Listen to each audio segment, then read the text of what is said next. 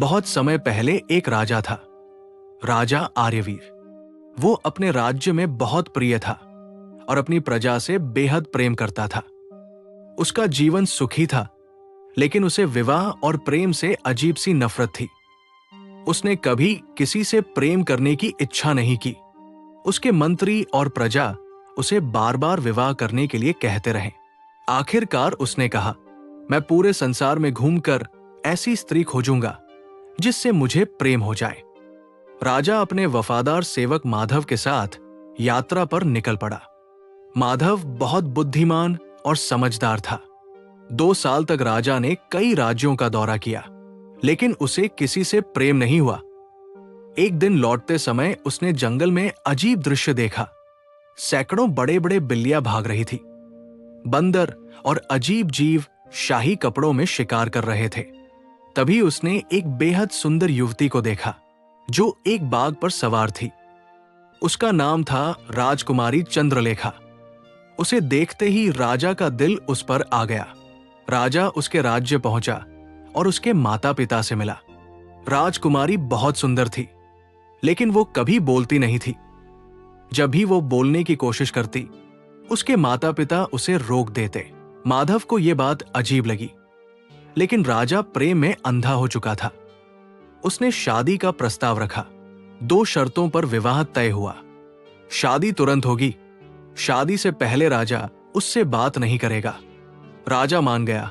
शादी के बाद पहली बार राजकुमारी ने हाँ कहा और यही उसका पहला शब्द था। लेकिन शादी के बाद चंद्रलेखा का असली स्वभाव सामने आया। वो घमंडी और क्रूर निकली। एक दिन उसने रास्ते में एक साधारण महिला, जो असल में एक जादुई नागिन थी, को अपमानित किया। नागिन ने उसे चेतावनी दी, लेकिन वो नहीं मानी। तब नागिन ने उसे श्राप दिया। तभी परी रानी सुहासिनी प्रकट हुई। उन्होंने निर्णय लिया कि चंद्रलेखा को सजा मिलेगी। उसे उसकी अहंकार के कारण एक साधारण सेविका बना दिया गया।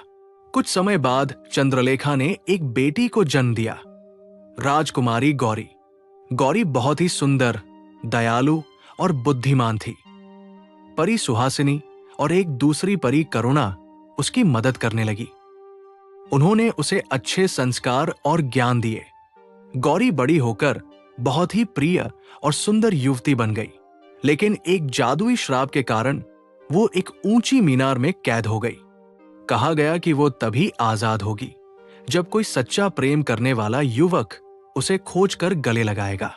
उसी समय एक राजकुमार विराज ने उसका चित्र देखा और उससे प्रेम कर बैठा। वो उसे खोजने निकल पड़ा। बहुत मुश्किलों के बाद वो उस मीनार तक पहुंचा। एक परी की मदद से वो एक पक्षी का रूप लेकर अंदर गया। जब उसने गौरी को देखा, दोनों एक दूसरे से सच्चा प्रेम करने लगे। जैसे ही उन्होंने एक दूसरे को गले लगाया, जादू टूट गया। गौरी आजाद हो गई। दोनों अपने राज्य लौटे, जहां उनका भव्य विवाह हुआ। पूरे राज्य में कई दिनों तक उत्सव मनाया गया और इस तरह राजकुमार विराज और राजकुमारी गौरी हमेशा खुशी खुशी रहने लगे। अहंकार का अंत हमेशा बुरा होता है और सच्चा प्रेम हर जादू को तोड़ सकता है। अगर आप भी सच्चे प्यार में विश्वास रखते हो तो लाइक करो मैजिक स्टोरी 15।